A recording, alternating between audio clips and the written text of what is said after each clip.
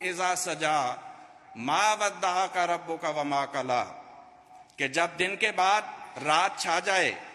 تو یہ مت سمجھنا کہ تمہارے رب نے تمہیں چھوڑ دیا ہے، نہیں، بلکہ خدا پھر اس نظام کی تازگی کے سامان کرے گا۔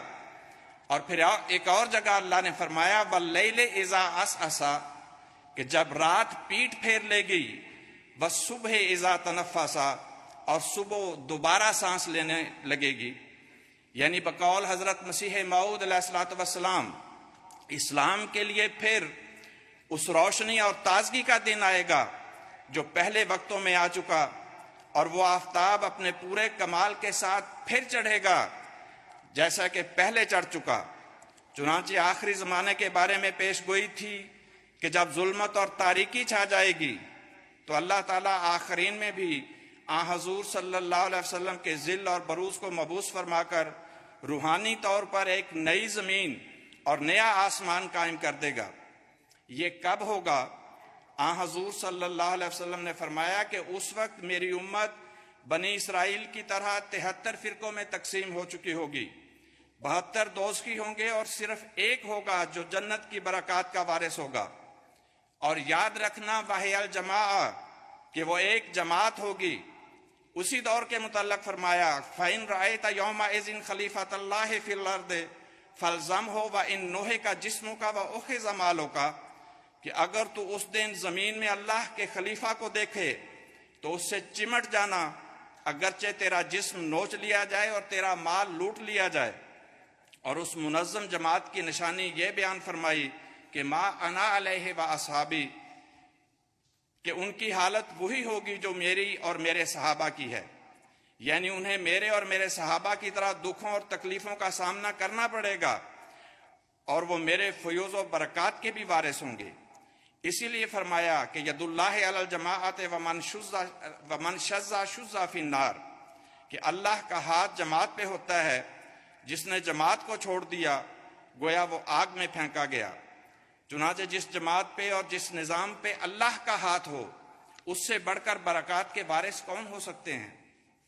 آج جو نظام آج سے 1400 سال پہلے حضرت اقدس محمد مصطفیٰ صلی اللہ علیہ وسلم کے ذریعے قائم ہوا تھا، آج حضرت مسیح موعود علیہ الصلوۃ والسلام کے ذریعے اسی نظام کی تجدید کی گئی ہے۔ اس روحانی آسمان کے قیام کا مقصد اللہ تعالیٰ یہ بیان فرماتا ہے کہ وَلَقَدْ زَيَّنَّا السَّمَاءَ الدُّنْيَا بِمَصَابِيحَ،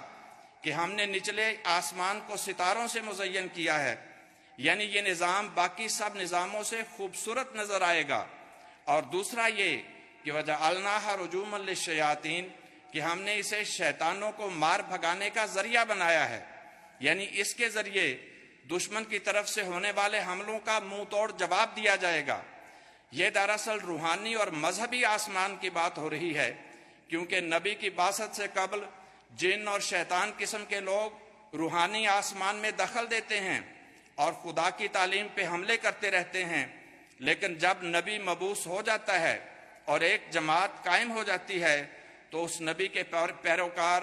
اس روحانی آسمان کے ستارے بن کر اس کائنات کی حفاظت کرتے ہیں اور دین پر ہونے والے ہر حملے کا جواب دیتے ہیں۔ سورہ جن میں اللہ تعالیٰ فرماتا ہے کہ جنوں نے کہا وَأَنَّا كُنَّا نَقْعُدُ مِنْهَا مَقَاعِدَ لِلسَّمْعِ، کہ پہلے تو ہم آسمان کی باتیں سننے کے لیے بیٹھا کرتے تھے، فَمَن يَسْتَمِعِ الْآنَ يَجِدْ لَهُ شِهَابًا رَّصَدًا، لیکن اب جو سننے کی کوشش کرتا ہے تو وہ ایک شہاب ثاقب کو اپنی گھات میں پاتا ہے۔ مطلب یہ کہ شیطانی لوگ مامور من اللہ کی بعثت سے پہلے مذہب پر، انبیاء پر، حتیٰ کہ خدا پر بھی اعتراضات کرتے رہتے ہیں اور ان کو کوئی جواب دینے والا نہیں ہوتا، لیکن مامور من اللہ کی بعثت کے بعد جب ایک جماعت قائم ہو جاتی ہے تو ایک طرف اعمال صالحہ کے ذریعے اس جماعت کی کارکردگی ستاروں کی طرح چمکتی اور خوبصورت دکھائی دیتی ہے، اور دوسرا وہ جماعت شہاب ثاقب کی طرح دین کا دفاع کرتی اور دشمن کے حملوں کا جواب دیتی ہے۔ چنانچہ اس زمانے میں بھی ایسا ہی ہوا کہ جب پیش گوئی کے مطابق محمد مصطفیٰ صلی اللہ علیہ وسلم کے قائم فرمودہ آسمانی نظام پہ یعنی اسلام پہ ایک رات چھا گئی تو اللہ تعالیٰ نے آپ کے ذل اور بروز کامل کو مبعوث فرمایا اور روحانی طور پر پھر ایک نئی زمین اور نیا آسمان قائم کر کے مومنوں کی جماعت کو روحانی نظام میں پرو دیا۔ بس آج اللہ تعالیٰ نے پیش گوئیوں کے مطابق خلافت کا نظام قائم فرما دیا ہے اور سچائی کا آفتاب پھر نئے سرے سے طلوع ہو چکا ہے۔ اب ہمارا فرض ہے کہ وَاعْتَصِمُوا بِحَبْلِ اللَّهِ جَمِيعًا وَلَا تَفَرَّقُوا کے الہی فرمان کے مطابق اللہ کی رسی کو مضبوطی سے تھام لیں،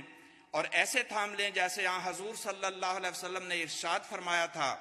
کہ مومنوں کی مثال ایک جسم کی طرح ہے، جس کے ایک حصے میں تکلیف ہو تو سارا جسم تکلیف محسوس کرتا ہے۔ خلافت احمدیہ، خلافت احمدیہ، نعرہ تکبیر۔ جب ہم اس پر غور کرتے ہیں تو ہمیں ایک جسم کے اندر کئی سسٹم اور کئی اعضاء الگ الگ کام کرتے دکھائی دیتے ہیں۔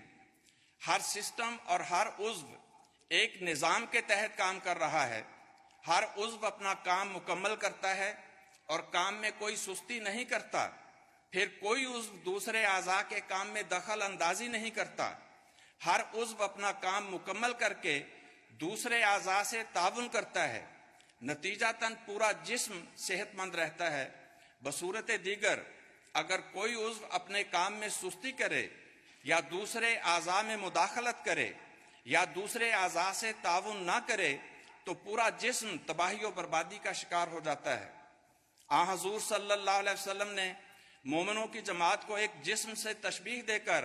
اس تعاون کی طرف توجہ دلائی ہے جو برکات اور ترقیات کا باعث بنتا ہے۔ اگر غور کریں تو کلمہ طیبہ یعنی لا الہ الا اللہ محمد رسول اللہ میں بھی نظام سے وابستگی اور وحدت کا یہی پیغام دکھائی دیتا ہے کہ اللہ ایک ہے، اور اللہ تم سے بھی یہی چاہتا ہے کہ محمد رسول اللہ صلی اللہ علیہ وسلم کے دین کی پیروی اور نظام کی اطاعت میں ایک ہو جاؤ۔ جتنا تم میں وحدت ہوگی اتنا ہی تم خدائے واحد کے قریب ہوتے جاؤ گے، جتنا اس نظام سے دور ہوتے جاؤ گے اتنا ہی خدا سے بھی دور ہوتے جاؤ گے۔ اللہ تعالیٰ نے تو کلمہ طیبہ یعنی خدائے واحد کی عبادت اور اس کے ساتھ کسی کو شریک نہ ٹھہرا